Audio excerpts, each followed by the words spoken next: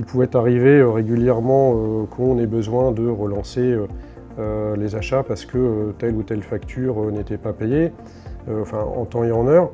Ça n'arrive maintenant quasiment plus parce que nous encaissons nos factures environ 30 jours plus tôt qu'auparavant.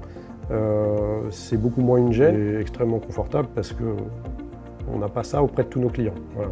Donc on apprécie le côté un petit peu RSE qui va avec ce programme et qui, j'imagine, s'inscrit dans la politique sociale d'Air France.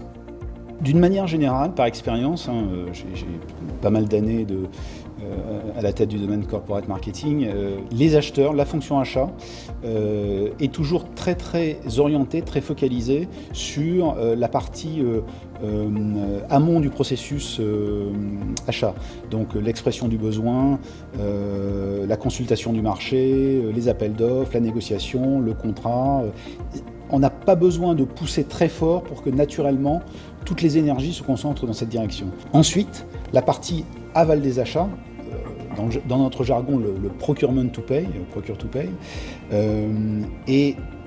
peut être un peu plus négligé et venir un petit peu après la bataille. On a pu utiliser aussi le produit C2FO en interne pour mobiliser un peu plus, sensibiliser un peu plus la fonction achat à l'importance de cette partie-là et l'intégrer, quand c'est nécessaire, à nos comités de pilotage que l'on tient de manière périodique avec chacun de nos principaux fournisseurs. La composante paiement n'y était quasiment jamais présente, n'était pas à l'agenda.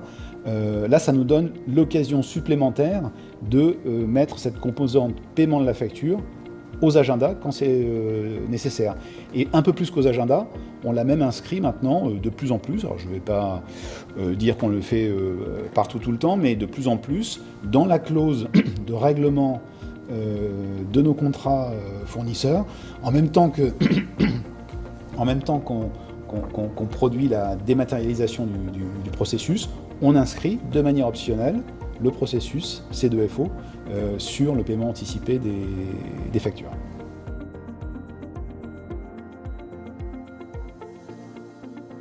Effectivement, en tant que grand groupe, nous avons une multitude de fournisseurs, chacun avec ses caractéristiques et ses spécificités différentes, et également des fournisseurs un peu plus petits, comme celui représenté par Frédéric, qui ont un accès au marché financier qui peuvent être parfois plus difficile. De notre côté, il faut savoir qu'Air France fonctionne avec un modèle qui est un peu particulier, peut-être avantageux d'une certaine manière, hors crise. C'est pour ça que je préfère un peu, dans un premier temps, faire la distinction avec la situation de crise que nous venons de travailler. C'est vrai que hors période de crise, nous avons cet avantage d'encaisser nos recettes avant de rendre le service. C'est vrai que les clients nous paient leurs billets avant d'être transportés et donc ça, un mécanisme tout à fait vertueux au niveau du BFR.